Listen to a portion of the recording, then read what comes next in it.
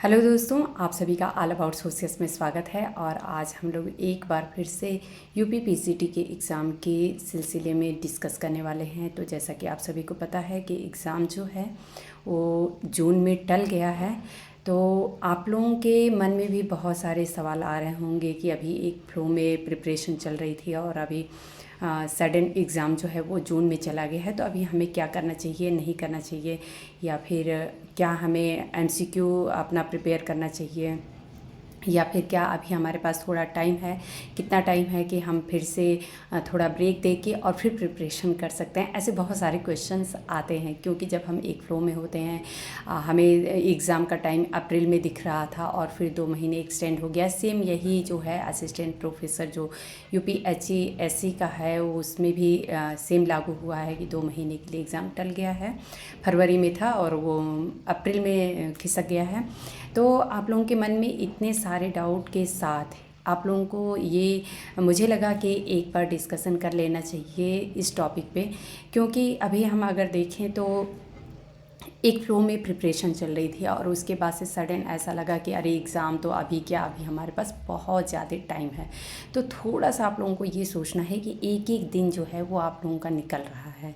ये हमें पता है कि अभी खास करके अगर यूपी की बात करें तो अभी कुंभ का टाइम चल रहा है बहुत ज़्यादा वहाँ पे, और ही इस तरीके का माहौल है कि पढ़ाई लिखाई से थोड़ा सा मन और साइड में जाता है, क्योंकि और भी दूसरे सारे बहुत फैक्टर्स जो होते हैं वो वर्क करते हैं। तो आप लोग इस बीच में मैं एक यही सुझाव देना चाहूँगी कि आप लोग एमसीक्यू पे अभी बिल्कुल नहीं करिए, कोई भी काम नहीं करिए, क्योंकि ऑलरेडी आप लोगों का अगर याद हो तो कई मेरे साथी जो हैं उन्होंने मुझसे रिक्वेस्ट किया था कि मैम आप यूपी पीजीटी के लिए एमसीक्यू सीरीज़ जो है वो स्टार्ट करिए।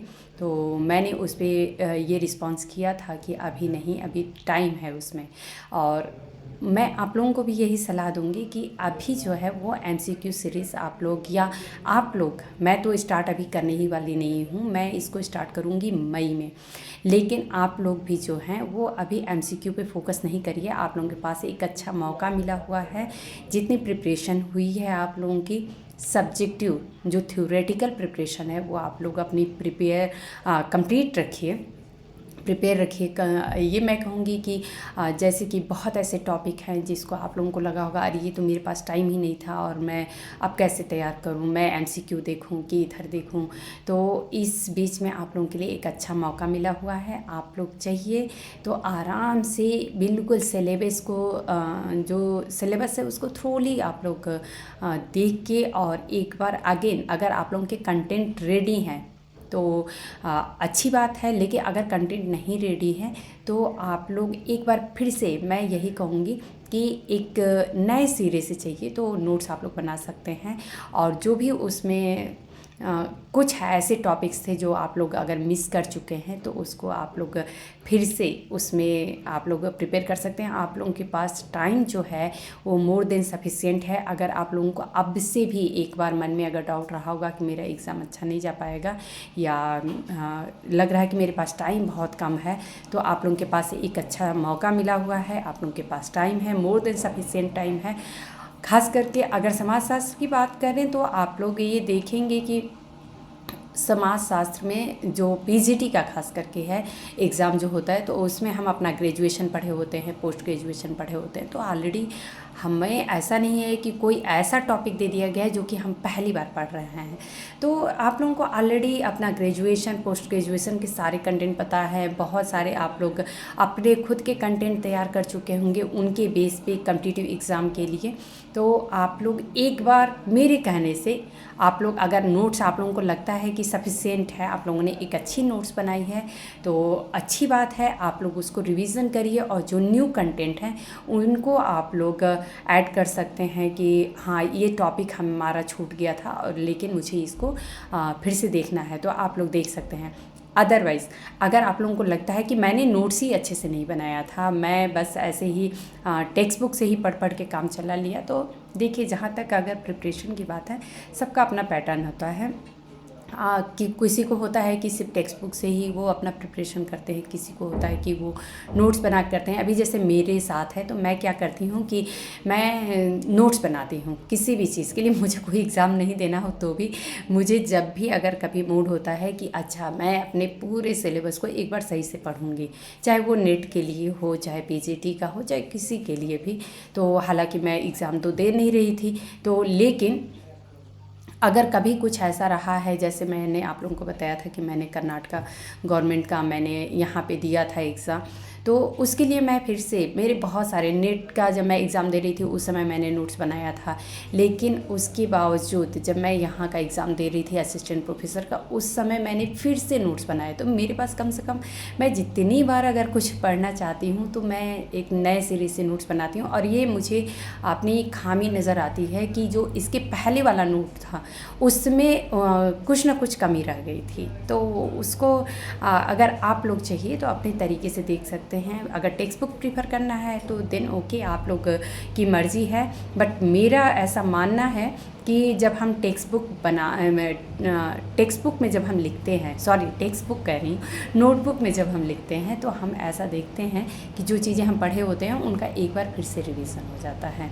तो बेहतर है कि आप लोग नोट्स ज़रूर बनाइए। थोड़ा सा आप लोग रिकरेक्ट कर लीजिएगा, मैंने हो सकता है कि और भी बार रिपीट कर दिया होगा टेक्स्ट बुक, तो टेक्स्ट बुक नहीं है।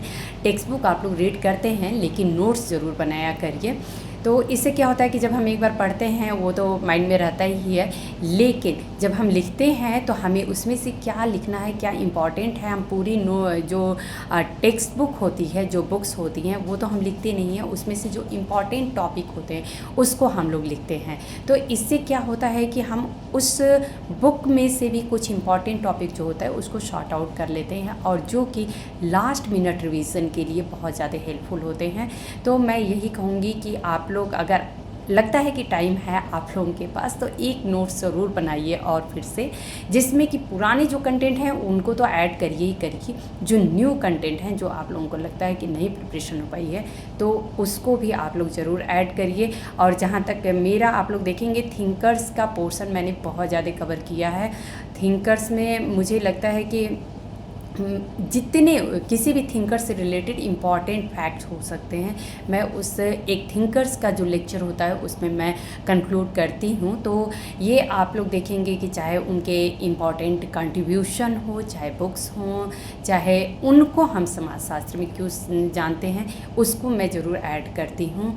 तो आप लोग ईच थिंकर से जो बेसिक पॉइंट्स हैं वो आप लोग ज़रूर ध्यान रखा करिए। जस्ट कुछ नहीं है, आधा पेज है मुझे लगता है और आराम से नोट्स बन जाते हैं, क्योंकि सिर्फ इम्पॉर्टेंट फैक्ट्स ही हमें नोट करने होते हैं। तो मैं ये कहूँगी कि अभी एमसीक्यू बिल्कुल आप लोग फोकस नहीं करिएगा।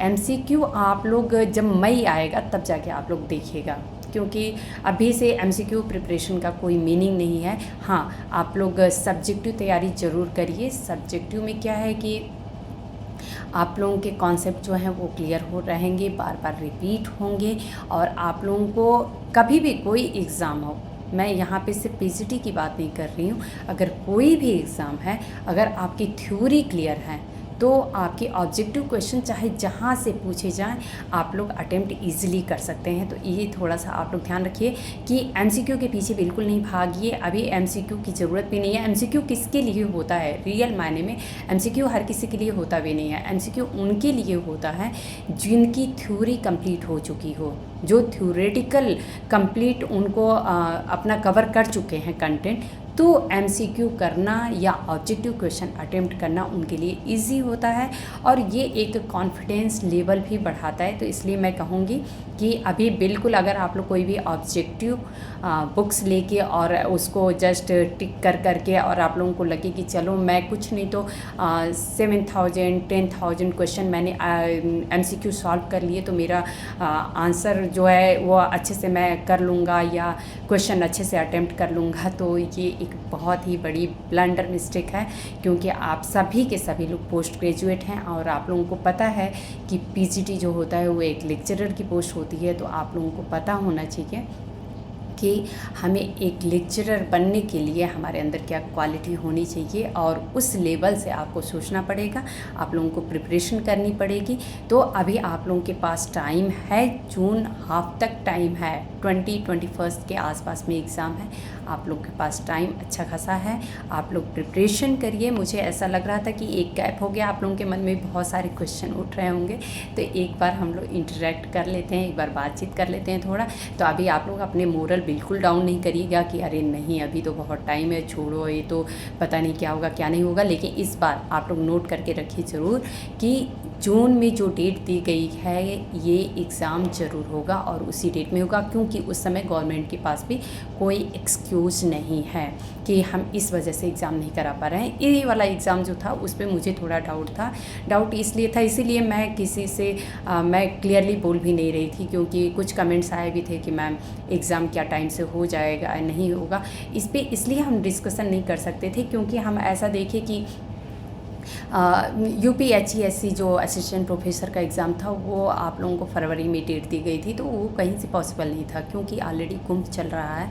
और जब महाकुंभ चल रहा है तो आप लोग देखेंगे कि इतने ज़्यादा वहीं पे एडमिनिस्ट्रेशन बिजी है, तो बाकी दूसरे काम कैसे होगा वो मुझे थोड़ा पॉसिबल नहीं लग रहा था। इसलिए मैंने इस पर कोई कमेंट नहीं किया था कि हाँ एग्ज़ाम अभी होगा कि नहीं होगा।